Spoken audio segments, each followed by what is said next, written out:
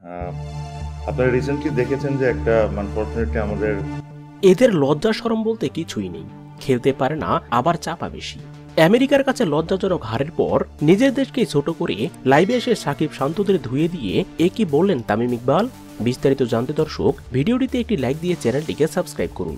বিশ্বকাপের আগে আমেরিকার বিপক্ষে 3 ম্যাচের টি-20 সিরিজের প্রথম ম্যাচে লজ্জাজনকভাবে হেরেছে বাংলাদেশ।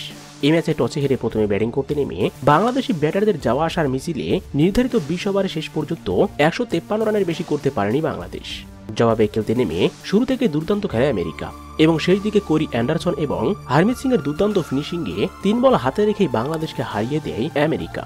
আর এদিকে বাংলাদেশের এমন লজ্জাজনক হারের দিনে হঠাৎ লাইভে এসে বাংলাদেশকে ছোট করে সাকিব শান্তকে নিয়ে তামিম বলেন, এরা কি খেলতে গেছে নাকি ঘুরে বেড়াতে গেছে?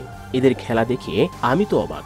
আমেরিকার মতো একটা দলের কাছে তারা এত বাজেভাবে হারে। আরো যে বিশ্বকাপে এরা কেমন করবে সেটাই এখন দেখার বিষয়। যাই হোক, আমেরিকাকে শুভকামনা। দর্শক, বাংলাদেশের এমন লজ্জাজনক হারের দিনে লাইভে এসে বাংলাদেশকে নিয়ে তামিমের করে এমন মন্তব্য আপনারা কিভাবে দেখছেন? অবশ্যই কমেন্ট করে জানিয়ে দিন। এ নিয়ে আপনার মূল্যবান মতামতটি ভিডিওর কমেন্ট বক্সে। ধন্যবাদ।